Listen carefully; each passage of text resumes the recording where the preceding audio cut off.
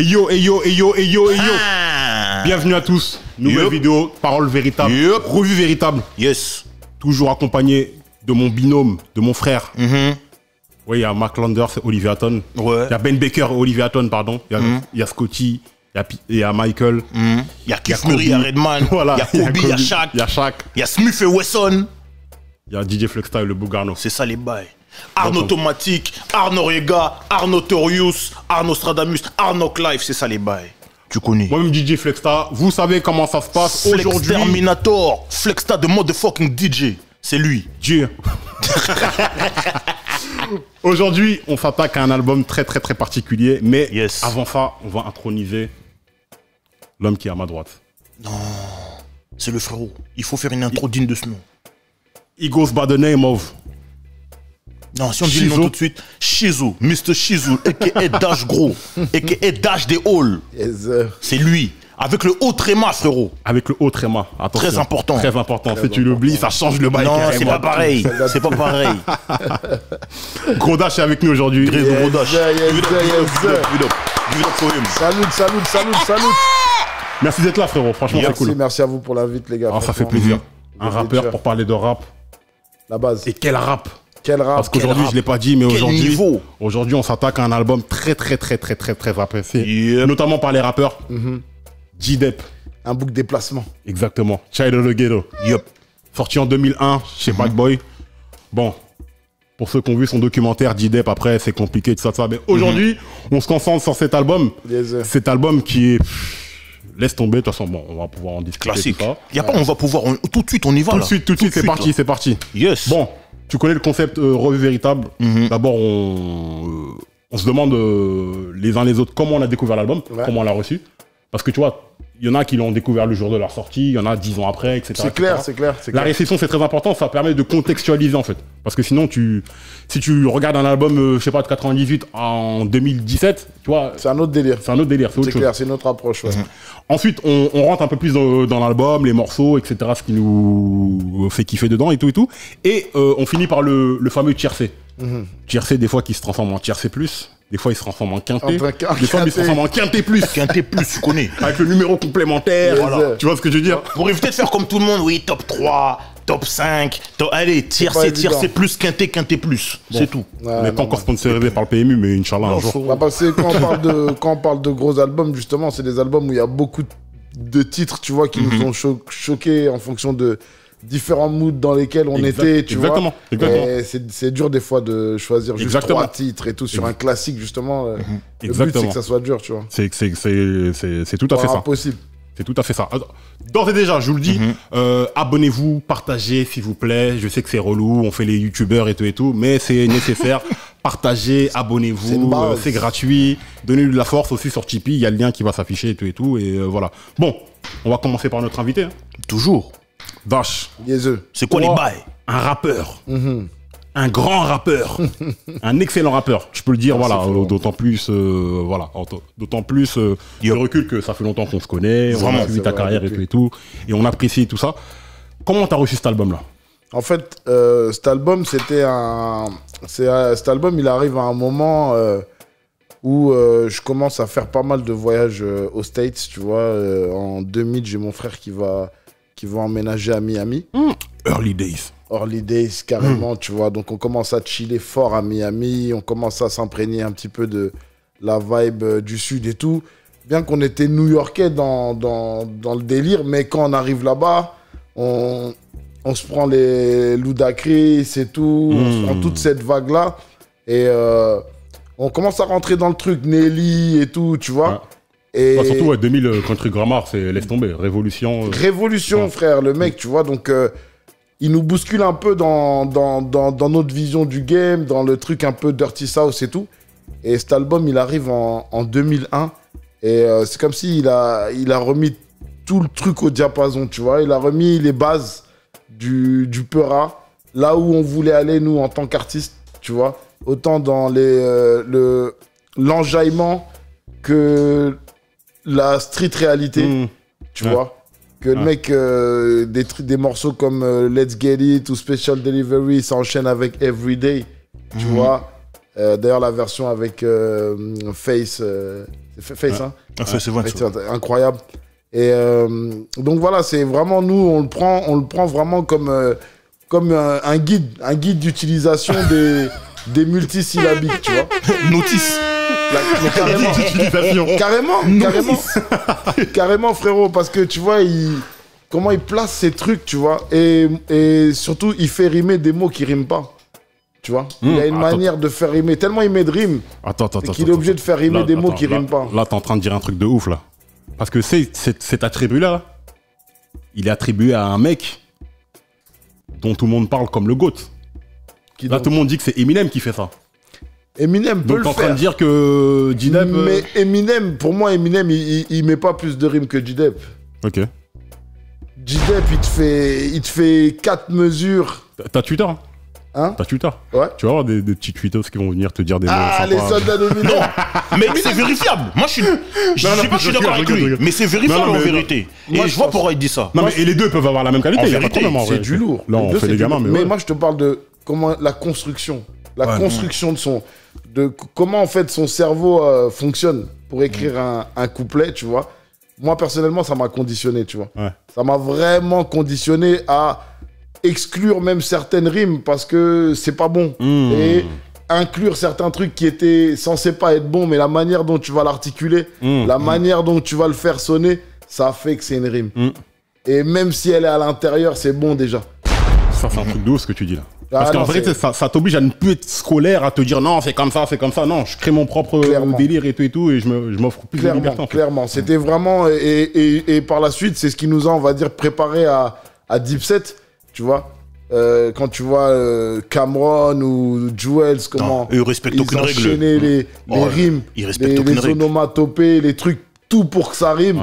Tu vois, ça nous a vraiment conforté. Mais pour nous, c'était vraiment G-Dep qui a maîtrisé la multisyllabique, quoi. Et donc cet album, voilà, très deep, en même temps bling bling, en même temps deep, et surtout il a ramené ce délire de rapper avec une voix calme et sur des morceaux enjaillés.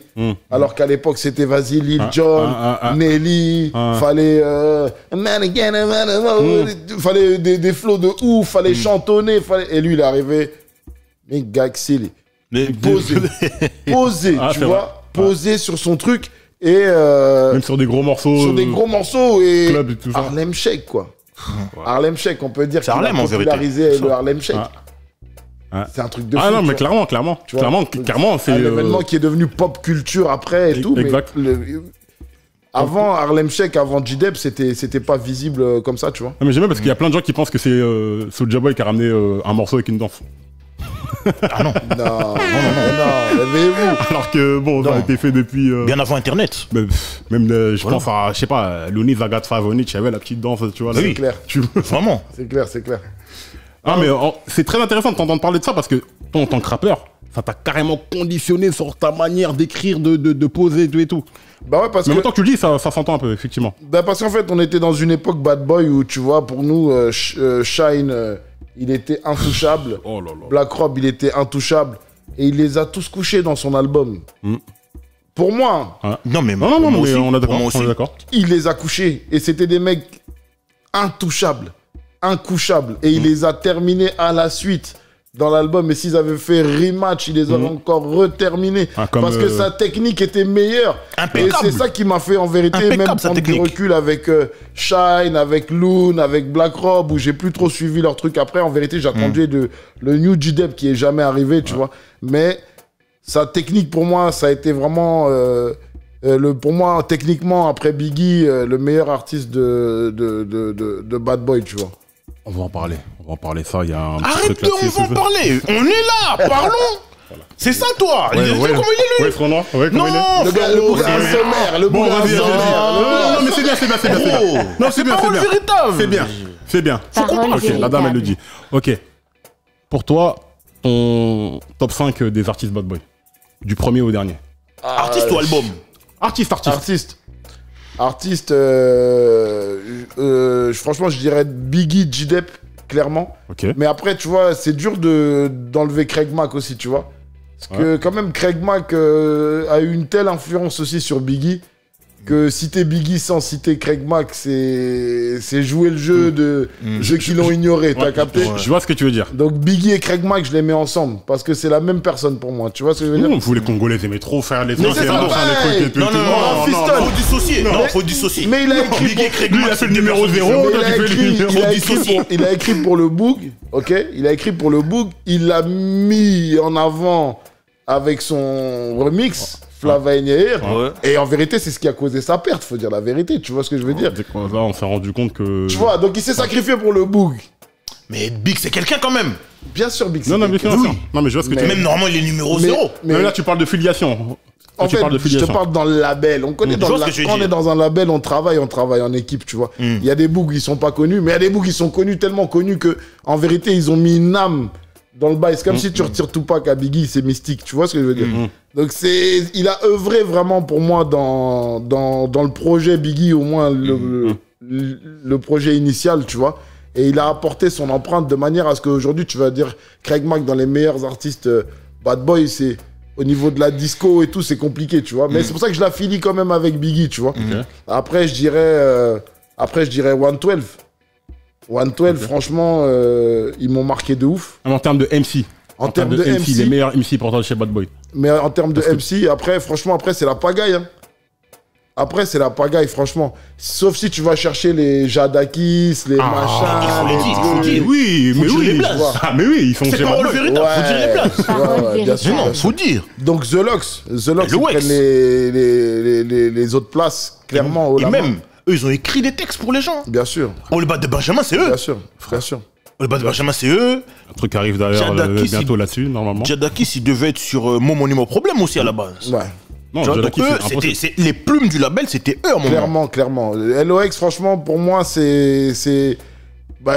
qui soit aujourd'hui exposé grâce au Versus et tout, c'est un truc de fou, tu vois. Parce qu'en vérité, même avant... En fait, quand le Versus, il a commencé, tu vois, moi, j'étais en mode deep set dans ma tête.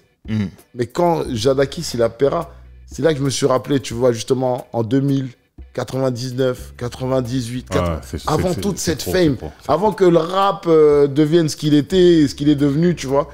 Ce que Jadakis, il a apporté au mouvement, comment j'étais dingue de lui, comment avec Templar et tout ça. Avec Templar, on se prenait pour Jadakis et Size P, tu vois. On faisait des passe-passe de fou, des rimes de... Et c'est vrai que... Voilà, ils ont été un peu dans une époque mystique, tu vois, un genre de tourbillon où il y avait les G-Unit, il y avait beaucoup aussi de collectifs et tout. Et quand tu vois leur cohésion et tout, c'est vrai que en termes de groupe, c'est les GOAT. Hein. En termes de groupe, tu vois, parce qu'ils sont là depuis cette époque-là. 25 ans non-stop. Bah oui. 25 ans non-stop. Ouais, classique. Je les rajoute avec J-Dep et Biggie Mac. Toi, c'est quoi ton top? Big numéro 0. Kane. Comment ça, les numéros 0, toi aussi? Big numéro 0. Faut dire la vérité. Mais on est d'accord, mais... Big, c'est la base. Dans le roster Bad Boy. Big, c'est la base. Numéro 0. Big, c'est la base parce que le succès de Bad Boy, c'est Biggie. Oui. Mais le cobaye, toutes les expériences qui ont été tentées, les Jastro, les Juicy, les One More Chance, tout ça, c'est Biggie. Et même le rap aussi, très dur. La compétition, c'est Biggie aussi. Moi, c'est mon goat. Moi, c'est lui. Moi, c'est mon numéro 1 des numéros 1. Numéro 0, frérot. Mais regarde, après, Westbrook, il y a le numéro 0 en NBA. Ça fait là, tu non, Westbrook, il y a le numéro 0 mais il a 0 titre. Bon, ça sent notre débat. T'avais commenté, toi? Ça sent débat. Ne me lance pas là-dessus parce qu'on va pas finir. Non, Biggie numéro 0. Tu m'en demandé... Écoute, tu m'en as demandé 5, mais moi, mon classement, il commence par le 0. Il se terminera par le 4. C'est bon? Biggie numéro 0, pour vous dire, c'est la base. On a grandi dans des immeubles, il y a rez-de-chaussée avant premier étage. Numéro 0, frérot. Je t'ai dit. Lui, non, numéro 0. Lui, en MC, hein. Fais gaffe à ce que tu vas dire, gars. En MC, je peux pas mettre J-Dep avant les Jadakis, les Styles P, les Chiclouches. Il a fait un album. Tu vas juger comment? C'est là que le body of work qui compte quand même. Il a fait un album. Des trucs fantaisistes. Et même, il y a eu une progression, ils sont adaptés, il y a eu un moment, c'était le South et tout. Si on parle juste en termes de skills, le rappeur que tu non, moi, dis-moi les albums. Si tu me donnes un top 5 album du label, je te donne. Mais... Regarde comment c'est clair. Ah, Bon. non, c'est compliqué. T'as Big, LOX. Et dans le même chapeau, tu mets J-Dep et Black Rob. Et Maze aussi très fort. Mais quand même, faut pas. Maze, faut le mettre. Mais pour moi, je suis désolé, pour moi, il est dans. Mais je le mettrais peut-être 5ème. Big, Jadakis, J-Dep, Styles, Maze, Chiclouch. Carré. J'ai pas mis Black Rob parce que Black Rob j'aime bien, mais Black Rob, dans le label Black Rob, il a fait des choses. Oui, sans doute. De toute façon, là, on parle que d'assassins, on parle que des mecs. C'est un embrouilleur. Franchement, il a fait des bons bails, mais c'est un embrouilleur. Non, oui. Mais il faut le respecter. Mais quand même, le respecter. Il a travaillé. Mais c'est un embrouilleur. Il a travaillé. Le bourg, c'est un pasteur. Après, il a arrêté le rap. Non, mais toi, tu parles d'un truc d'après. Il est devenu dans G-Unit. Un pasteur qui va chez G-Unit. Non, après, laisse tomber. Murda Maze. T'étais pasteur. Mais non. Pasteur, frérot. C'est ça la parole. La parole de Dieu. Mais non, frérot.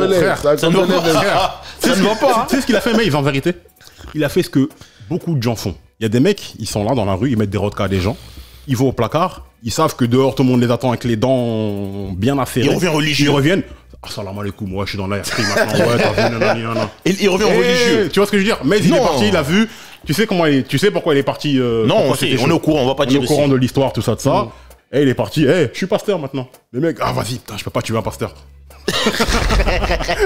Tu vois, en vérité, c'est juste ça. C'est ça. Mais bon, pour revenir sur l'album là. Yep. Donc toi, ta réception là, 2001, t'es côté Miami, tout ça, là où... ouais, je mangeais à Miami. Il y a les Luke Freak Show, tout ça, tous ces bails-là. Il y a les tontons Luke qui sont là, qui contrôlent la zone. Il y a les Terror Squad et Terror Squad qui sont bien en place avec Cuban Link, Fat Joe, Big Pun et un jeune DJ à Miami dans la place qui fait tous les warm-up qui s'appelle DJ Khaled. Il nous saoule. Dès qu'on va en soirée, c'est DJ Khaled. Il est là à 23h. Il ouvre la porte, mais on y va parce qu'à 23h, il y a le open bar jusqu'à minuit et demi, 1h. Mais c'est toujours DJ Khaled. On en a marre. On dit, mais ce mec-là, il dort pas ou quoi? T'as capté? Et on est dans cette ambiance-là. Et en vérité, c'était pas du tout le rap qui tournait à cette époque-là. Ce genre de rap de J-Dep, ça partait plus dans un délire house et tout. Et quand J-Dep, il revient et qu'il remet Harlem sur la carte du Queutru, tu vois, nous, on se dit, libération, tu vois. On va pouvoir s'amuser un peu avec du house, mais notre style aussi, il est bankable, tu vois. On peut continuer à rester dans cette street réalité-là, en donnant un peu d'enjaillement. Et c'est dans ce sens-là que la formule, je trouve que sa formule, elle nous a super marqué, quoi. Tu vois. Okay. Et vraiment, le projet, comment il est construit avec la première partie et la deuxième partie, avec les refrains de Joe Hooker qui interviennent, ce côté un peu mélancolique, presque rap français et tout, tu vois, ça a vraiment fait mouche, tu vois. Ok. Joe Hooker qui est présent sur cet album-là et qui est très présent aussi sur l'album de Black Rob. Et lui, carrément, excellent dans l'album de Black Rob, il est présent vraiment sur les singles, quand tu regardes bien. Mais les Adere You, tout ça là, il est là. Même Wo, quand tu le vois, il rappe pas dedans, il chante pas dedans, mais il est dans le clip. Il est vraiment présent. Ok. On va mettre le Bougarno. En vrai, on va pas se mentir, et vous savez que ce que je vais dire, c'est la réalité. La meilleure arme que eux, ils ont inventée pour nous faire kiffer un album, c'est les clips. Je tombe sur le clip de Let's Get It. Mais non. Mais non. Tu peux pas. Non, c'est trop. Let's Get It, c'est pas possible. Noir et blanc, cuir. Un mois ils sont cuir, un mois ils sont fourrure, un mois ils sont survêt, un mois ils sont Fendi. Mais non. Toi tu vois ça, tu dis oh. Qu'est-ce qui se passe? Mais c'est trop. Et les gars ils rappent. Harlem Check, tout. En vrai, le décor il est simple. Eux ils l'ont pas compliqué. Ils sont venus en mode eux. Mais c'est trop propre, c'est trop clinquant. Et c'est là où Puff, en vrai, il va gagner et il aura toujours gagné. C'est dans l'image. Le gars, il laisse aucun détail au hasard. Les gars, ils arrivent fourrure, cure-dent, wave. À un moment, il est là, torse nu. À un moment, il est là. Non. Ils sont trop, en fait, dans l'image. Les gars, là où nous, on achète un album pour écouter, nous, on a le clip en tête. Tu vois ce que je veux dire? Donc, de toute façon, les clips, voilà, ça te bat. Tu vas voir le clip de Let's Get It. Tu vas voir le clip de Special Delivery. Où ils ont détourné le logo de FedEx. Ils ont mis Bad Boy. Il y a l'avion. L'avion de Bad Boy qui passe. Bad Boy Express. Mais non. Non, ils sont trop chauds. Ils sont trop chauds. Et quand il fait ça, et qu'après il sort un album Reinvented Remix, il fait le remix de ça avec Keith Murray, Ghostface. Ghostface. Non. Ghostface non, avec le plus important. Le Golden Arms. C'est abusé avec l'aigle. Le plus puissant, c'est quand Craig Mack il arrive. On s'y attendait pas. On s'y attendait pas. Quand il aime Big Bang, my man. Craig Mack. Mais non. J'ai crié devant la. J'ai dit, télé. oh. Mais non. Ça, c'est des clips, tu regardes, tu fermes les volets. Tu dois être concentré. Tu peux pas. Non, en fait, eux, dans l'imagerie, c'est comme ça qu'ils nous ont eu. Et c'est comme ça qu'en vrai, cet album, il est rentré chez moi, en vérité. Quand tu vois tout ça, tu te dis, mais l'album, il est où? Tu cherches. Après, tu connais, nous, on n'a pas d'argent, c'est les grands frères des gens qui te prêtent. Voilà. Mais en vérité. Ils pas d'argent, mais ils avaient des jambes. Hein. Non, mais ils allaient à la Fnac, bim, ça courait. Bref, cet album-là, il rentre chez WAM comme ça. Et tous les morceaux, en fait, qui sont pas clippés, que tu kiffes, tu dis, mais en vrai, ils ont fait ça, mais ils auraient pu envoyer des blast-off en clip. Ils auraient pu envoyer des Keep It Gangsta avec Shine. Ils auraient pu envoyer des Nothing Can Stop Me. Ils auraient pu envoyer des Danger Zone. Ils auraient pu envoyer des The Ride. Ils auraient pu envoyer après, tu sens que voilà, là, surtout sur les singles, c'est Puff qui a piloté le truc et tout. Vas-y, ouais. Moi, je sais faire des clips. Non, la direction artistique, elle était franchement, elle était vraiment top. Excellente. Rien à dire. Everyday, le clip d'Everyday aussi. Mais Child of the Ghetto. Surtout pour un rappeur comme ça, tu vois ce que je veux dire. Là, c'est un lyriciste carrément, tu vois ce que je veux dire. Donc, prendre un mec comme ça, le marketer, en faire ce qu'il en a fait. Franchement, c'est fort. Je sais pas, il a fait combien cet album? Il a fait un score. J'ai pas regardé. Il a fait je pense que les singles ils ont fait, mais peut-être pas forcément l'album. Non, l'album il a fait un score. En vrai, le problème c'est que il n'y a pas eu de chiffres recensés parce que entre temps, quand l'album il est sorti et quand il a été exploité, entre temps, J-Dep s'est fait virer du label. Ouais. Donc en vrai, c'est comme si. Ah, il s'est fait virer entre temps. Il s'est fait virer. Donc en vrai, les chiffres ils en parlent pas. Si tu regardes bien, tu cherches, ils en parlent pas. Non, je vois qu'il est rentré dans le Billboard. Il est rentré dans le Billboard, mais les chiffres, il n'y a pas de chiffre final en vérité. Parce que quand il s'est fait virer du label et que P. Diddy aussi il a exploité ces morceaux-là pour les mettre dans les sagas continues, pour faire des remises dans les limited remix, tout ça, etc. Ils ont pas calculé plus que ça. Ok. Mais c'est obligé qu'il ait fait un score. Ok. C'est obligatoire. Toi, tu l'as reçu comment, frérot? Écoute, moi, pareil, hein, je vais être un peu redondant, mais moi je suis DJ depuis 98. Du coup, on avait une émission de radio à l'époque à Mantes-la-Jolie. Du coup, à chaque fois, on allait à Clignancourt, à Châtelet et tout. On achetait des vinyles, c'était machinal. Tous les samedis, on allait acheter des vinyles et tout. Et on avait acheté, tu sais, t'avais des maxi pirates avec des morceaux comme ça. Et on a découvert voilà les morceaux comme ça, des fois des morceaux qui sortaient des 6 mois après. Et je crois que c'était, je sais pas, c'était Special Delivery ou Let's Get It qu'on avait écouté comme ça. Ouais, on l'aimait bien, tout ça, tranquille. Mais c'est dès que j'ai vu le clip. Dès que j'ai vu le clip. Ils nous ont eu comme ça. Ils nous ont eu comme ça en vérité. Ils nous ont eu comme ça. Ils nous ont pas eu par, en fait, ils nous ont pas eu par les CD, par les rotations radio. Quand ils envoient ça, ils savent ce qu'ils font. Non mais autant. Ils savent ce qu'ils font. J'avais kiffé. Mais c'est quand j'ai vu Special Delivery, j'ai tout abandonné. Non, moi c'est Let's Get It. J'ai tout abandonné. Non, Special Delivery, moi c'est. Bah, en fait, ouais, les deux. Franchement, le clip de Special Delivery, avec les bruitages et tout. Mais non, mais c'est trop. C'est là que vraiment.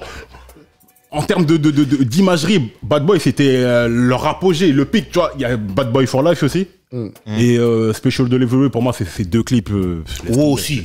Wow, quand même. Wow aussi, c'est vrai. Mais ils ont. Un autre délire. C'est plus street. Là, c'est la cité. Nous, on aime trop ça, nous. C'est la cité. Doudou, Timberland, tout. C'est ça, nous. Mais oui. Non, du coup, dès que ça arrive, très rapidement, j'essaie d'avoir l'album. Moi, j'écoute l'album, j'écoute un son dont on va parler dans le tiercé. Child of the Ghetto. Mon frère. Moi, ce son, il m'a incroyable. Assassiné, retourné, tout ce que tu veux. C'est pas la prod. Mais c'est incroyable. Encore aujourd'hui, Davis, il a pris il y a pas longtemps. Là. Ouais. Il sait, parce que c'est son héritage de Harlem. C'est à eux, ça, même les Cameroun et tout, ils respectent. Et cet album-là, tu sais que, en fait, moi, ce qui m'a. Je vais même pas vous mentir. Ici, c'est. Parole véritable. C'est la vérité. Non, la dame est connue. Non, au début, moi, j'avais pas plus kiffé que ça l'album. Parce qu'en fait, avec les singles, j'avais vu un certain J-Dep, je lui ai dit, ça va être ça le reste de son album. Et pas du tout. Rien à voir. Rien. Tu vois ce que je veux dire? Et c'est là que. Stratégique. C'était les douilles qui mettaient à l'époque. Les mecs qui t'envoyaient un single de ouf. L'album, des fois, ils t'envoyaient des albums, il y avait que des morceaux de tout pourri, etc. Mais t'avais vu avec le single. Ouais. Et des fois, les gamins, ils sortaient pas le single, comme ça, t'achetais l'album. Et les mecs, ils ont fait des platines comme ça, tu vois, en mettant des douilles comme ça. Et au début, j'avais pas kiffé. Et tu sais, des fois, au fur et à mesure, tu réécoutes des albums, tu dis, attends, laisse-moi réécouter celui-là. Parce qu'il y a beaucoup de tracks aussi. Ah, ouais. Il est garni, 20. Il y a 20 tracks dedans. Tu dis, mais il y a beaucoup d'interludes. C'était le même album. Carrément, c'était des morceaux que t'as même pas l'impression d'avoir écouté. Ouais, il est garni. Et dis-toi, il y a 20 plus un bonus. Ouais. Et j'ai réécouté l'album et tout, je crois, 2004, 2005, comme ça. Et je réécoute. Et je me rends compte qu'en vérité, c'est un album de ouf. Non, mais en fait, nous, au contraire de toi, nous, en fait, on nous a briefé. Parce que les apparitions qu'il a fait avant l'album, tu vois ce que je veux dire? Non, là, c'est parole véritable. Arrête de vouloir me ralentir dans mon bail. Laisse-moi aller. Il faut leur donner cette nourriture. Laisse-moi aller. Quand les grands frères des gens, ils me disent non, dans l'album de Gangstar, tout ça, nous, Gangstar, on savait de nom, mais on n'écoutait pas. Quand ils te parlent de The Mall, ils te font écouter comment le mec, il est technique, tout ça. Oh, quand il y a le remix de WoW et qu'il rappe dedans, tu dis, oh, lui. Et après, quand on te dit qu'il y a l'album, eux, déjà, ils l'achètent. Ah. Nous, on voit les clips, on kiffe. Ils disent, bon, tenez, tu rends le truc. Hein. Ouais. Il est comme ça, rends-le comme ça. T'écoutes et tout, et tu vois que non, mais en vérité, on t'a pas préparé pour rien.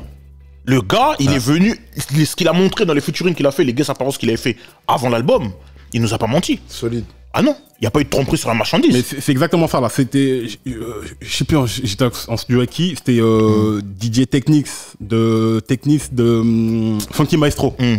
Big up à lui, big up à Frankie Montana.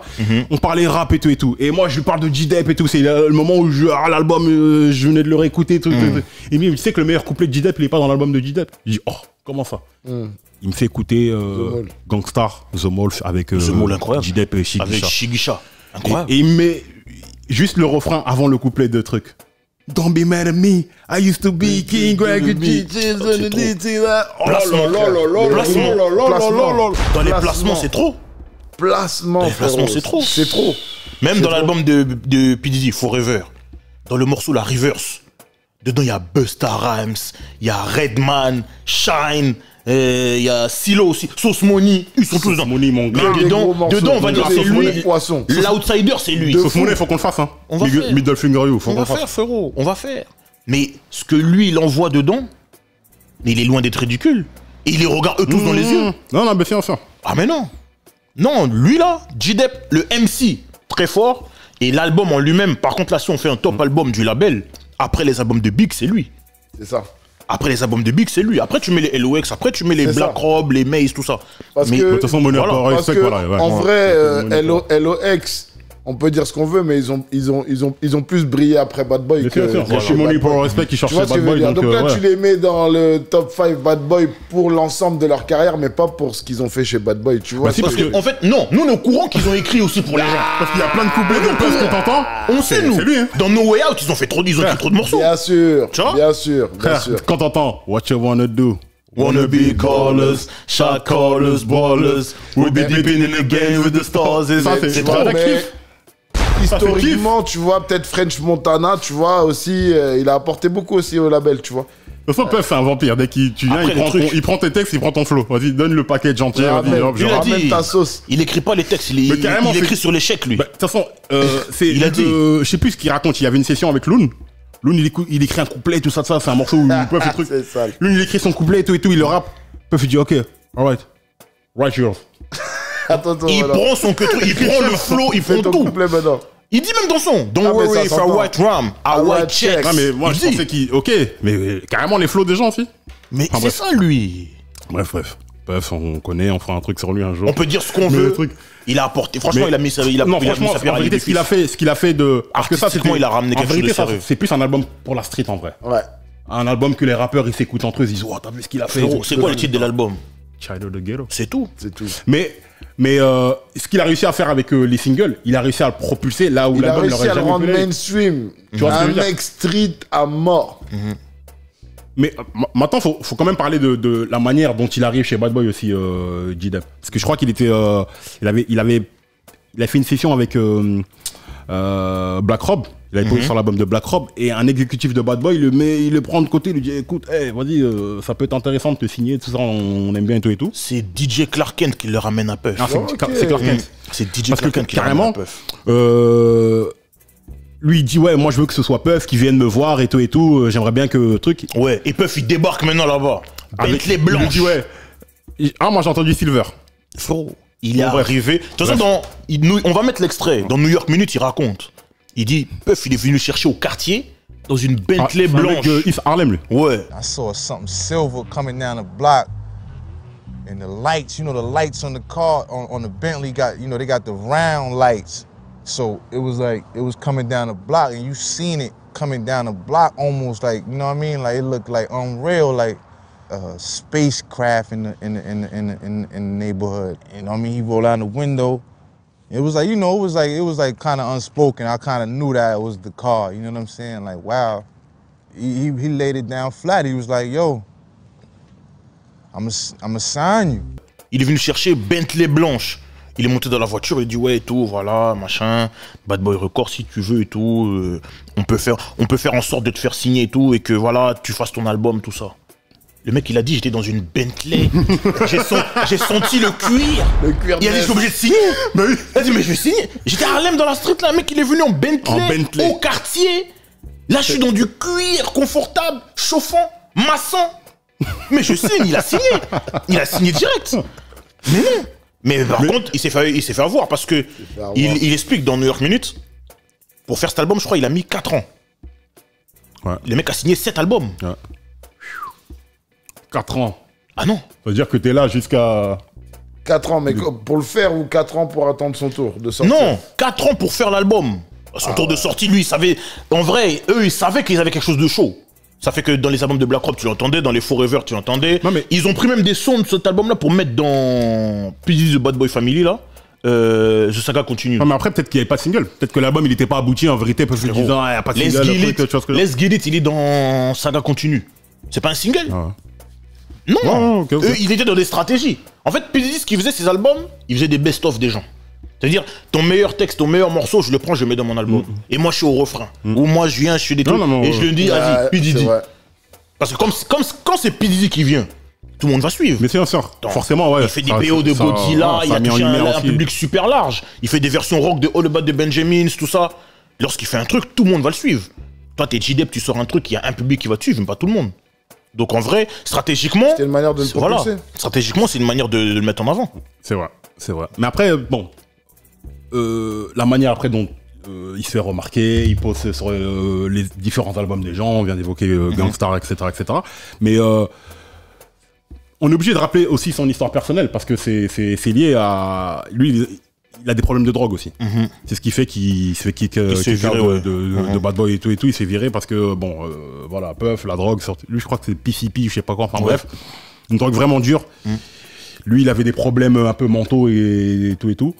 C'est un peu les mecs tourmentés, tu vois ce que je veux dire. C'est toujours comme ça. Les génies, les mecs qui sont vraiment très chauds, ils ont toujours une addiction, un truc bizarre qui les met dans un bail un peu bizarre et qui fait que, bon, sa carrière n'est pas ce qu'elle aurait dû être par rapport à son talent, tu vois ce que je veux dire. Parce que on peut considérer, il y a plein d'artistes qui font plus d'albums, mais qui sont A&R, ou qui ont un label, ou qui ont un petit truc, ou qui découvrent d'autres mecs, etc. Je pense à Lord Jamar avec les Dead Prez, tu vois, ils découvrent des mecs. Même, moi j'aime bien donner l'exemple de Stetco. Stetco, le mec d'Atlanta, là. Lui, il devait sortir, c'était lui, sur la liste des prochains artistes Shady Aftermath qui devait péter, c'était lui. Il a pas pété, il s'est recyclé, producteur exécutif de Documentary 2 The Game.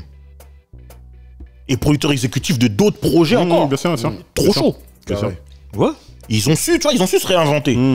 Mais lui, malheureusement, c'est ça. Le problème des artistes avec Bad Boy et tout, et moi, c'est ce qui m'a fait finalement ne plus kiffer le label jusqu'à quand ils sont revenus un peu avec French et tout, tu vois. C'était un peu ça, le suivi derrière des artistes, et que les artistes, en vérité, à part The Lox, tu vois, il n'y en a pas un qui a appris à pêcher par lui-même, à sortir un bon G-Pro derrière, tu vois.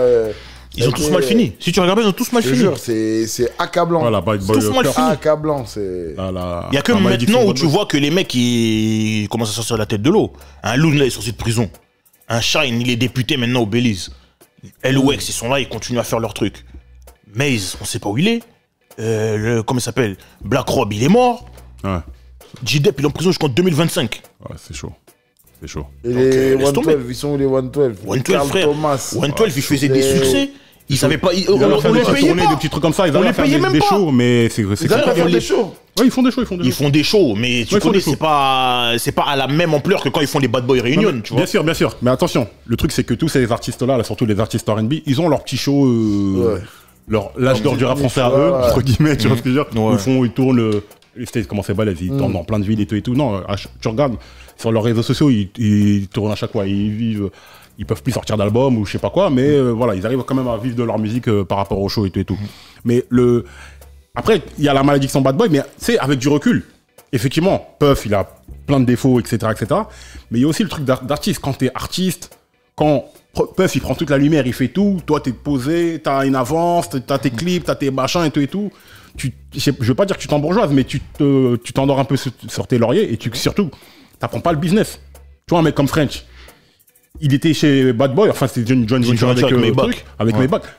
Le mec il bougeait, il était actif, il était toujours partout. Il faisait des tapes, il faisait des feats, il y a des mecs aussi, ils ont été là, ils étaient en mode je suis au label, je suis posé, j'attends que ça vienne à moi et tout. C'était trop la jet set à un moment. Tu vois ce que je veux dire? Le cuir de la Bentley. Il est chez lui. Non mais il est au quartier. On l'a mis à l'aise tout de suite. Donc lui, en fait, il s'est habitué à ce truc-là. Il a pris le rythme en vérité. Ouais. Mais il fallait pas. Mais en vérité, parce que c'est un métier, c'est un business, tu dois travailler, tu dois faire ami avec des exécutifs, avec des trucs, avec d'autres labels. Enfin, tu vois ce que je veux dire, c'est un vrai taf. Même sur le côté relationnel, tu dois beaucoup travailler. Bien sûr, et t'as des mecs qui sont que en mode artiste. Peut-être que Puff, il leur dit, ouais, t'en occupes pas. Mais bon. Faut pas toujours dire, ouais, c'est tout. Par la suite, faut avoir un libre arbitre. Pour moi, c'est ce que j'ai reproché par la suite, tu vois. Ça, c'était une époque. Mais par la suite, on va dire, c'est ce que j'ai reproché aussi à Dipset, tu vois. À Dipset, ils étaient à une ère où il y avait Internet et tout. Rien ne leur empêchait de, je sais pas, faire un deal, venir faire l'Elysée Montmartre, venir péter des... Je me souviens, Jim Jones, il devait venir. Tu vois ce que je veux dire? On avait acheté on était prêt à acheter des places et tout. Les mecs, vas-y, c'était genre, s'il n'y a pas mon cachet de je sais pas combien...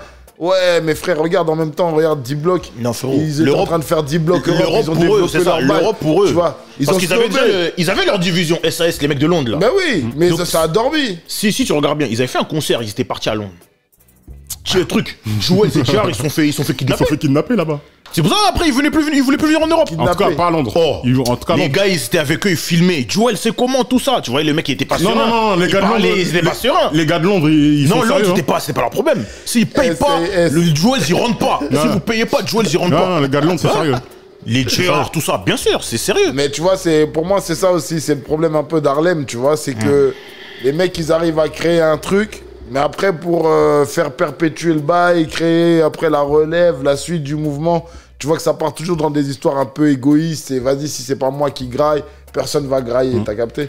Pourtant, oui et non. Pourtant, Dipset, ils l'ont fait. Ils ont fait les Burr Gang, les Skull Gang et tout. Mais tu vois que... des Dips, Purple, avec le recul, Purple City, c'était pas... Taliban, Dipset, Taliban Gang. Du Jordan Tower. C'est du placebo. C'était pas des gros clips là de ouf. Mais en vérité, c'était suffisant. Si tu regardes bien, c'était suffisant pour que le mouvement il grandisse et que le mouvement il... Non, c'était pas suffisant parce que Juez, lui, il avait les clips de Hollywood. Tu vois, il fallait que ces artistes aussi, ils aient au moins, tu vois, un truc intermédiaire, quelque chose de propre. Le problème, c'est quoi? C'est que Juelz, après, il s'est fait endormir. Il s'est fait endormir par des Lil Wayne. Il est rentré, ben oui. Il est rentré dans des side-ups, dans des trucs. Il faisait que fumer. Il en a perdu des dents, tout ça. Il est allé en prison pour rien. C'est ça, il a suivi le mauvais exemple, il a suivi le mauvais mentor, en vérité. Et même un mec comme Cameron, il a fait ce qu'il a fait. Il a fait en sorte que tout le monde mange. Mais en vérité, même lui, il aurait pu aller encore plus loin. Bien sûr. Tu vois, mais après, vu qu'en fait, ils ont un pied dans la rue, un pied dans l'industrie. Harlem, ils ont mais le pied dans la rue, il était trop ancré dans la rue, en vérité. Cimenté, carrément. C'est pour ça même, de 2006 à 2009, il avait arrêté le rap. C'est ça aussi. Les gars, je sais que c'est Harlem là, mais revenons sur J-Day, parce que tu connais, nous, on peut aller loin, on peut commencer à parler même de géopolitique. Frérot, nous, c'est ça, nous. C'est que ça. Non, mais après, sur l'album en lui-même, en termes de couleur, toi, qu'est-ce qui te... Bon, les placements, le flow du gars et tout, mais même la couleur musicale, au niveau des prods et tout. Ouais, en fait, c'est ça, c'est la couleur musicale, comment il passe du truc ténébreux au banger club, tu vois. Mais c'est fluide. T'écoutes ça, c'est fluide. Il va te raconter que la daronne, elle avait deux tafs, 3 tafs, et il voyait pas sa daronne, mais le son d'après, il est en mode club. Il est là, il est relax, il les épaules, il pose son queutru. Et il n'y a pas de... T'as pas l'impression de louper une marche. Tu vois ce que je veux dire? Ça reste toujours lui. Que ce soit dans la tristesse, comme dans le show-off et tout, dans le shine, tu vois. Et c'est ça que j'ai kiffé. J'ai kiffé parce que je me suis rendu compte qu'en fait, Black Rob et Shine, en vérité, ils étaient limités à des queutrus, tu vois, il fallait que ça soit que ghetto, tu vois. Je me suis rendu compte de ça quand j'ai vu comment il les avait coincés sur les morceaux. Je me suis dit, mais en vérité, lui, l'essence même de son style, c'est une polyvalence. Ouais, c'est une polyvalence. Tu peux tout en faire, ouais. Voilà. Il a un schéma qui fonctionne sur tout, tu vois. Et pour moi, ça a été vraiment un déclic, tu vois. Un déclic parce que en France, on va dire, il y avait Salif qui faisait ça, tu vois, avec l'album de l'époque Chacun pour soi, tu vois. Et Dieu pour tous. Et il y avait aussi Dadou qui faisait aussi un peu ça, tu vois. Merci. Et... Je n'ai pas fait citer ce rappeur, hein, mais Dadou. Important. KDD, frérot. Il était tellement Cartel double détente. Tellement vraiment chaud, le Dadou. date PPDA. Et Salif, c'était des bouts qui arrivaient à te faire chialer sur un morceau. Le morceau d'après, c'était Dirty South, tout le monde la main en l'air, on saute, pogo et tout, machin. Mais c'est la même personne, tu vois. C'est ça le ghetto. C'est ça, C'est ça le ghetto. mais en France, ça, tu vois, quand t'as grandi en banlieue, c'est exactement ça ta vie. ça. On s'adapte. Autant le soir là, vous êtes à un mariage, vous délirez, le lendemain, tournoi de foot, le lendemain, vous enterrez un frère, le lendemain, il y a un truc. Mais malheureusement, dans le rap, c'est beaucoup de faux semblants. C'est beaucoup de. Faut avoir une certaine stature. Si t'as décidé de faire un bail street et tout, faut que tu restes que dans ça. Moi, c'est des trucs qu'on m'a beaucoup reproché, tu vois. Que, tu vois, à l'époque, on se croisait sur des projets comme Get on the Floor et tout, machin. Ben, c'était pas la street, là c'était le club, l'ambiance et tout, tu vois. Mais dans le rap français, c'était révolutionnaire pour l'époque. Tu vois, et c'est pour ça que même Salif, il a zappé ce côté gaulerie de sa musique. Il est parti dans un queutru street Boulogne Boy jusqu'au bout. Parce que voilà, être polyvalent, se franc, pas évident, tu vois. Et le fait que lui, il le fasse et tout, tu vois, ça nous a donné ce fort, tu vois, cette polyvalence dans un projet, d'être autant à l'aise sur du banger que sur de la street, reality, sur des grosses thématiques. Parce que c'est ça un album en réalité. Un album, ça doit te faire voyager. Ça doit te faire voyager autant Ça doit pas être linéaire. Dans l'imagination, mais au niveau des émotions aussi. Totalement. Tu vois. Donc, ouais. Bon, big up à Djanguina, lui qui aime bien les albums bien cohérents, tout ça, mais ça veut pas dire que c'est pas cohérent aussi. C'est important. Ça. Mais je suis d'accord avec toi. Moi, le truc, c'est que, bon, effectivement, l'album est un peu long, mais en fait, quand tu écoutes les textes, bon, maintenant le niveau d'anglais a progressé et tout, maintenant tu comprends les textes, c'est un album très personnel en fait. Il raconte sa vie et tu sens qu'il te raconte que c'était la hesse en fait. C'est deep à mort. C'est ça que. C'est nous quoi, tu vois, c'est nos lives. Et moi, je me souviens quand j'avais été à New York, j'étais dans le Bronx et ça m'avait laisse tomber. Bon bref, je passe les détails et tout, mais en fait j'ai capté que c'est chaud en vérité. Ils sont vraiment en chien en fait, mais pour de vrai, avec des loyers de laisse tomber, ça tire dans tous les sens et tout. Nous ça avait tiré à 2 blocs de chez nous, on était en panique et tout. Enfin bref. Carrément, il y a des mecs qui jouent au basket, là, je voulais les taffer un peu, je me dis non, ça c'est des trucs à se faire shooter bêtement. Ça ne va pas. Ça ne va pas. Là-bas, c'est des problèmes. Ce que je veux dire. Mais pas là-bas, je leur mets des moves et tout. Non, bon, bref. Non, mais.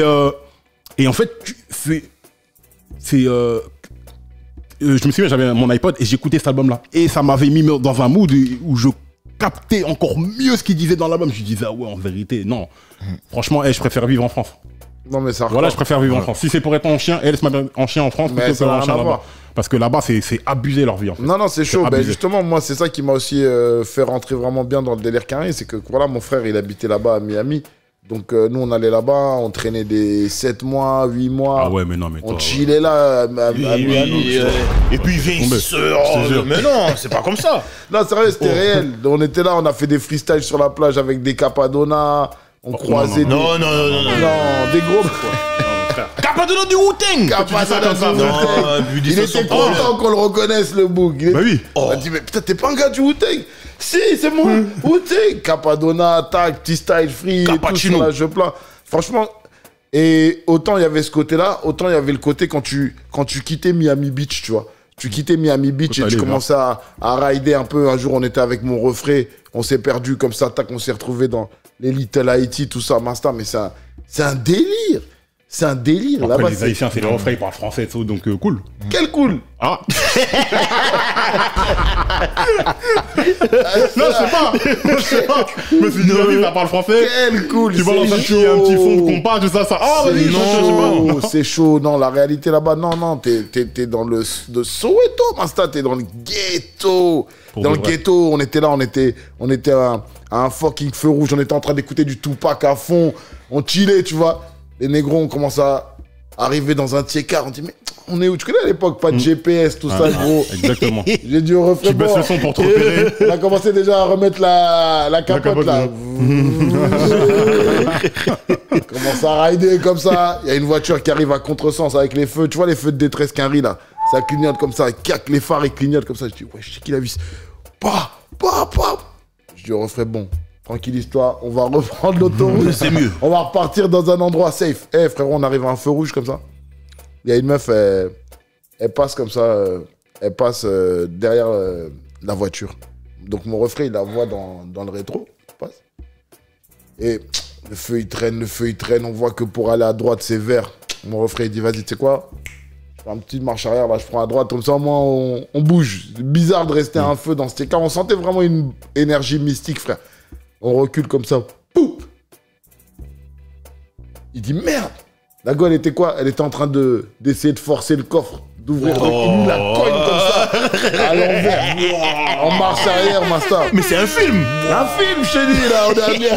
Je te dis, frérot. Mais c'est un film, hein, les States, frère. Le refrain, il sort comme ça. Maintenant, la meuf, tac, elle est par terre, elle est en train de reculer par terre. Il dit, ouais, ça va et tout, machin. Mais on savait qu'elle était en train de faire un truc chelou, mais elle dit, ouais, ma chaussure et tout, ma chaussure est restée coincée là.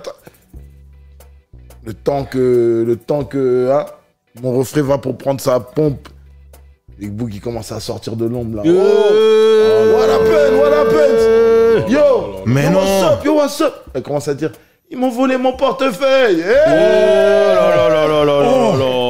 Basta, on est monté dans Démarrage. démarrage, je te dis. Là, c'était la réalité en direct. La rue en direct des States. Basta, les boucs sont arrivés. Oh, yo, what? Mystique, je te dis. Ouais, non, tu sens que les boucs, ils sont dans une urgence, Masta, là, ça va, ça te canarde pour air. Gratuit. C'est ça. Gratuit. Tu vas Non, je vais rentrer pas perdre ma life pour ça, quoi. Tu vas rentrer en bus, t'as laissé le cabriolet dans le gate. Non, non, c'est une réalité, une urgence, tu vois. Et après, voilà, on a chillé, frère. En 8 mois, t'as vu, je sais pas, tu rencontres des potes, tu dois les déposer. Il y avait certains Français qui avaient de la famille haïtienne là-bas avec qui on s'est familiarisé et tout. Mais genre, ils allaient à Miami, mais genre chez de la famille, mais dans le ghetto, tu vois.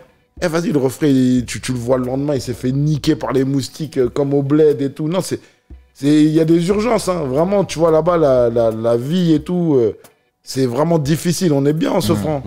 On est bien en souffrant. Encore que il y a certains quartiers qui atteignent même aujourd'hui les niveaux des States, quand tu vois Marseille ou le 9-3, Clichy-sous-Bois, des trucs de ouf et tout. Mais en règle générale, la plupart des rappeurs, l'environnement dans lequel on a grandi, comparé aux States, les réalités dans lesquelles ils étaient, tu vois, ce que tu veux me raconter sur G-Dep qui a buté un mec comme ça, sans faire exprès, Masta, mais quel scénario, tu vois. C'est clair. C'est une urgence sociale dramatique et t'as des putains de génies qui sont coincés dans ces trous à rats, tu vois. Ils font des erreurs et des trucs, et ben voilà, c'est exactement l'histoire de G-Dep, ce que tu racontes, parce que c'est...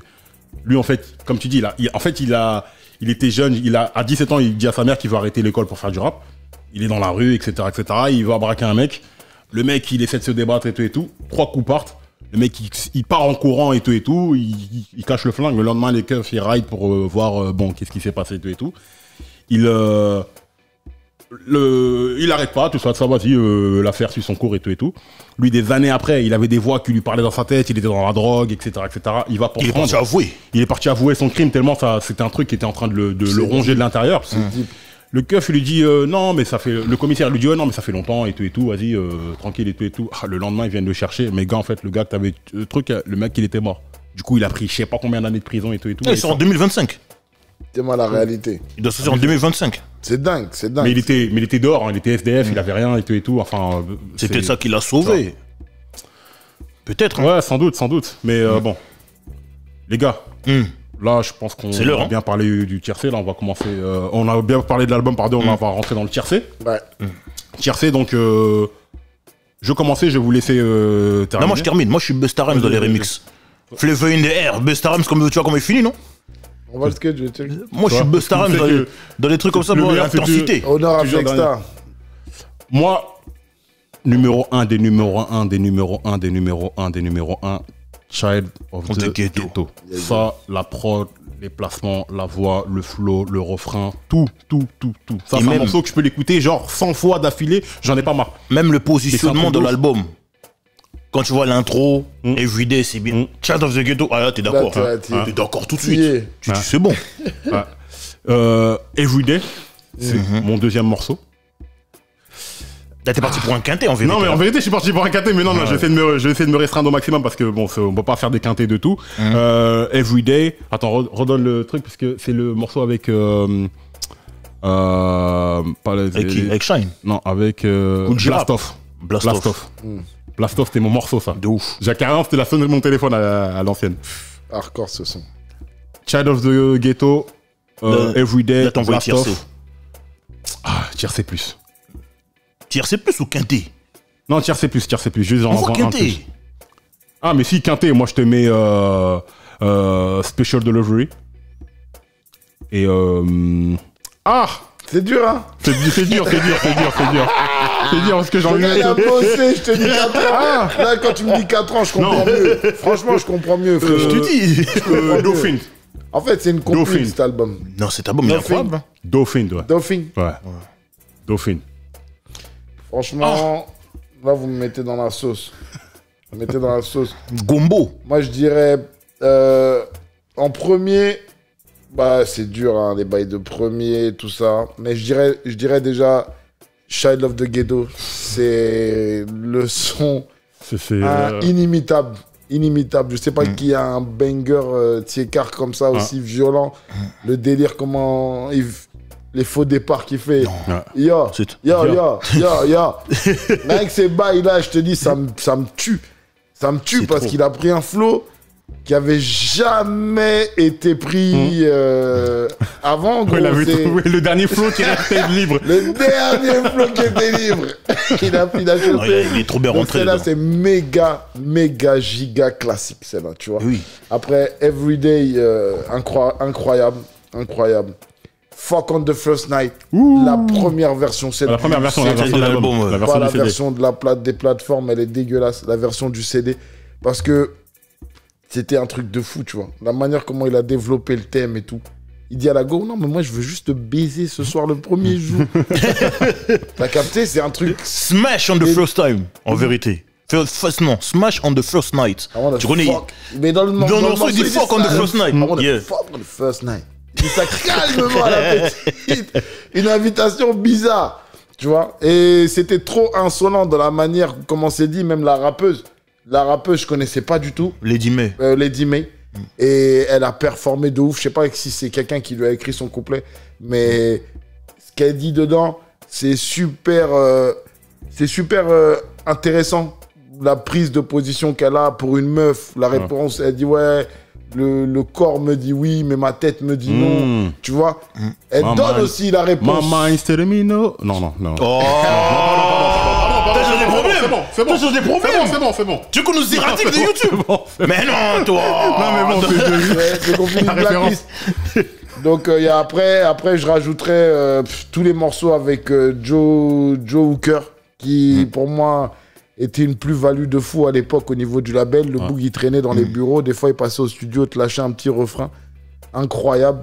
Donc, The World to See, Nothing Can Stop Me Now. Incroyable. Special Delivery, Let's Get It. Voilà, là c'est super plus. Là, il a inventé. It's all over. En fait, pour moi, la deuxième partie de l'album est parfaite. C'est un perfect, mais il y a des classiques dans la première partie. Comment tu fais? Tu peux pas. Comment tu fais? Donc en vérité, t'enlèves juste les interludes et on va dire les morceaux que je mets pas dedans parce que j'ai été déçu de Black Rob et Shine. Voilà, c'est les morceaux que je mets pas dedans. Pourtant, ils ont performé, les gars, ils ont kické, mais je voulais qu'ils niquent J-Dep. Ah, mais non, tu peux pas. C'est pas donné à tout le monde, ça. Tu peux pas. Bah, il est très technique. Surtout sur son album. Il est très technique. C'était les propriétaires à ce moment-là. Voilà. C'était eux qui tenaient la maison. Et ils devaient le gifler dans son album, mais ils ont pas réussi, tu vois. Je pense qu'ils ont même pas tenté. Parce que... Après, on sait pas, peut-être qu'il a réécrit son couplet, ça, on connaît aussi les trucs comme ça. C'est vrai, tu Non, penses? moi, Je sais pas. Le deuxième je pense couplet, mais bon, je mets le deuxième couplet de G-Dep dans le morceau avec Shine. C'est une démonstration. Keep it gangster. Ok. Une démonstration. Ce couplet-là, que tous ceux qui aiment les multisyllabiques, allez écouter le deuxième couplet de G-Dep dans le morceau Keep It Gangsta avec Shine, et vous allez comprendre qu'il y a du boulot encore. C'est Gros Dash qui vous le dit. Hein. Non, mais vraiment. L'école, vraiment, l'école du Merci placement. pour ton. Un quintet. Ouais, t'inquiète pas. L'école du placement, vraiment. Le Bougarno. Premier Shadow of the Ghetto. Ok, ça, on a Shadow of the Ghetto, premier. Nigga rock the Adidas. Ma clique rock Adidas. Mais Adidas, ça rime pas normalement. Tu es sûr ou pas? C'est Nigga ça. rock the Adidas. Ma clique rock Adidas. Mais non. Tout rime. Mais, C'est malade. mais ce non. mec. Tu peux pas. Non, il y a G-Dep très technique. Ça veut dire que lui, que ce soit dans le couplet ou même dans le refrain. Child of the ghetto, nobody explain. Hey, hey. Tu peux pas. Quel refrain? Quel refrain, ça? Et il rappe le refrain. Le refrain, c'est le début d'un couplet en vérité. Ouais. Non, Child of the Ghetto, trop violent. 1. 2. Keep It Gangsta, je dois le mettre. Parce que Shine, en plus, t'as une époque où Shine, il était chaud. Il était au top. Il a pas giflé, mais il a fait du Shine et il a bien fait. Il a bien fait. Et même le refrain, avec sa voix là. With the niggas with big dicks and big guns. Tough fella, style. keeping the gangster. Trop chaud. Trop chaud, ça. Troisième, Let's Get It, le clip, c'est trop. Let's Get It, le clip, c'est trop. C'est trop, tu peux pas. Les cuirs, les machins. Les tout cuirs, ça, les fourrures, Là, les c'est trucs. Avirex, Oh non. Roughneck. En désordre. Ça, c'est des trucs que dès qu'on a vu le Roughneck direct. Hein. Direct. Direct. Elle allait passer à la caisse. Ok, la bourse. De la fac. Il est même dans un single comme ça, il arrive à être technique. Non, mais. Il est technique. When you ready, I say I was born. Non, when you ready, I was born ready. I'm already on the fish and spaghetti. Mais non. Et puis tu vois dans le clip aussi, l'assiette, il y a un poisson, il y a des spaghettis. Mais non. Ils sont trop chauds. Dans l'imagerie, en fait, ils sont après, trop là, chauds. Là, c'est à mettre crédit de Puff, là. Ce qu'il a réussi à faire avec ce gars-là, les clips qu'il a réussi à lui faire. énorme. Non, ça, c'est Incroyable. incroyable. Incroyable, ça. Special Delivery, j'ai envie de le mettre, mais je préfère le remix. Le remix, c'est trop. Ah, parce et que le même, remix, en fait, dans le remix, et c'est ça, c'est là où je veux revenir, même Ghostface et Keith Murray, ils ont pas réussi à le gifler sur le remix de son morceau. Incroyable. Parce que comment il a rappé, Il revient encore. mais il les a mis à l'amende. Hit verse. Il est trop technique. Il est trop, dans ce couplet, il est trop technique. Même malgré, il y a Craig Mack, malgré, il y a tout. Ça. Il est trop technique dedans. Et tu vois, dans le clip, eux tous sont clinquants. Les Ghostface, ils viennent en peignoir, les machins. Il arrive en Et lui, il vient cambrioleur. normal, il vient avec un cuir normal. Un style de cambrioleur. Ah, Exactement. il vient avec un cuir, il est normal. Mais comment il rappe, il met tout le monde mal à l'aise. Ouais. Tu peux pas, là j'en vois 3. T'en vois 3. Blastoff, il doit être dedans. Blastoff, il doit être dedans. Parce que Blastoff, même au niveau de la sonorité, les prods à la Rock Wilder, Exactement, tout ça de l'époque. exactement. Non, c'était trop c'est pour ça sérieux. Je te dis, c'était la sonnerie de mon téléphone carrément. Et là, il m'en reste un pour le quintet. Pour le quintet, vas-y, Nothing Gonna Stop Me. Ouh. Parce qu'en vrai, on a toujours dit l'entrée, la sortie. Ouais. Et la sortie, elle est royale. Nothing can stop me now. Non, c'est trop. Tu peux pas. Et même là-dedans, c'est un titre qui est super personnel. Et ça, tu le prends pour toi-même. En vrai, quand t'es déterminé, quand tu veux faire un truc, Ça te donne une énergie, ce morceau, il te donne une. Mais qu'est-ce qui va t'arrêter? Détermination. T'écoutes ça, gros. tu dis qu'est-ce qui va t'arrêter? Nothing can stop me now. Tu peux pas. Aïe, aïe, aïe. Non. Carter. Et le, Quintet. et le slogan de Bad Boy, hein. Can't stop, won't stop. Stop. C'est tout. Moi, c'est bon, quintet. Pas plus, parce que sinon je vais abuser. Je vais inventer des quintets super plus, des quintets hyper plus, des méga plus. Non, c'est bon. Non, c'est cool. Dernière question comparé à cet album. Par rapport à cet album, pardon. C'est un classique ou c'est pas un classique? C'est un classique. Pour moi, c'est un classique. C'est un classique. Hormis les intros, les interludes. T'as vu? Les interludes, franchement, j'ai pas encore tout capté. Je les ai souvent zappés. Tu vois? Mais hormis les interludes, il y a trop d'interludes. Il aurait pas dû les mettre en track. Il aurait dû les mettre entre track à la fin d'une Je vois chanson. ce que tu veux dire. Tu vois? Mais hormis ça, frérot, c'est un gros classique. Moi, c'est l'un de mes albums préférés. Donc, Ouais. classique, En réalité, quand on dit, même en vérité, même dans le classique, il y a des nouveaux. Pour moi, ce sera un street classique. Ouais, Parce que, tu vois, le succès commercial, ça doit rentrer en ligne de compte au bout d'un moment. Tu vois ce que je veux dire? Ce sera un street classique. Tous les rappeurs, ils savent que cet album-là, c'est un album... C'est un classique de rappeur, en vrai. Voilà. Tu vois, quand on parlait de Jadakiss, c'est le rappeur des rappeurs. Ça, c'est un classique de rappeurs. C'est le classique des rappeurs. Tous les rappeurs, je pense qu'ils ont... Les rappeurs, ils ont étudié ça. Ils ont étudié cette technique. C'est sûr. Bah, regarde, si tu regardes Davis qui reprend le truc, bon, ça veut dire quelque chose. Bah, ça a giflé tout le monde. Les placements, là, la manière comment il est arrivé avec son truc, comment il a imposé sa griffe et tout, chez Bad Boy. Un label où Shine, fallait qu'il ressemble un peu à Biggie. Black Rob, fallait que ça ressemble aussi un peu à Biggie d'une manière ou d'une autre. Et lui, il arrive avec un truc encore super différent.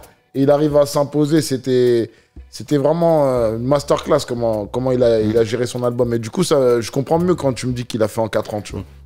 Ouais, effectivement, tu sens qu'il y a de la maturité là-dedans. Enfin, ça a maturé. Il y a du boulot. Il y a du boulot. Vraiment. Écoutez, les gars, on a fait le tour de la question. Gros Dash, merci infiniment d'être venu, frérot. Merci ça nous fait énormément plaisir. Parle-nous de ton actualité. Voilà, qu'est-ce que tu fais Là, en ce moment, je suis en studio. Comme d'hab. En ce moment, je suis en studio. On fait aussi pas mal d'ateliers d'écriture avec l'association de label. Excellent. Donc, on est beaucoup dans la transmission. C'est quelque chose où j'arrive à récupérer beaucoup d'inspiration, beaucoup d'énergie en transmettant aux jeunes, tu vois, ce qu'on a appris et comment leur faire éviter certaines galères qu'on a pu rencontrer. Donc, il y a ça qui... Ok, c'est atelier d'écriture et atelier de knowledge en même temps. Exactement, masterclass, ouais, knowledge.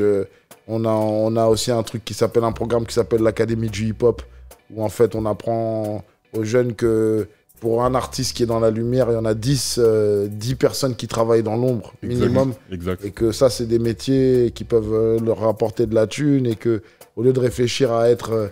tous artistes et tout. On peut pas tous être des rappeurs. On t'a tout dit. On en parlait dans le dernier épisode du podcast. Leur apprendre le management, les réseaux sociaux, leur apprendre le booking, les éditions et tout ça. Donc on essaye un petit peu d'être beaucoup dans la transmission. Et en dehors de ça, studio, faut remettre les pendules à l'heure. Là, j'avais fait une petite pause pendant 3-4 piges.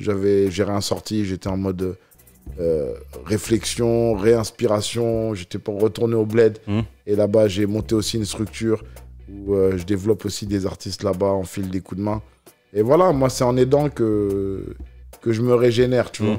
Et là donc de retour il y a un 10 titres qui arrive là très bientôt. Ok, bon on attend ça de pied ferme. Il y a une date avant la fin de l'année. Ok.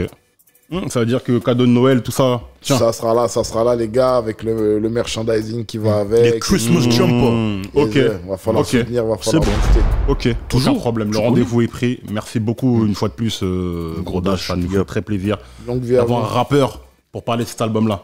Mais oui, faut que les rappeurs parlent de rap aussi. Exactement. Oui, donc c'est important. Voilà, on vous invite à nous rejoindre sur les réseaux sociaux, les plateformes d'écoute et tout. Je laisse la conclusion à mon binôme. Parole véritable, hashtag Monde de l'Escalator, hashtag Parole véritable. Vous pouvez nous retrouver sur tous les réseaux sociaux tels que Instagram, Twitter, TikTok et Facebook. Sur les plateformes d'écoute telles que Deezer, Apple Podcast, Spotify. Et aussi tous les contenus longs et courts sur YouTube. Les très longs, vous avez les podcasts. Les un peu moins longs, les revues véritables, films et albums. Et pour les contenus courts, le morceau véritable arrive sur vous très très très vite. Voilà. Merci à tous. Peace. Parole véritable. Yes, sir.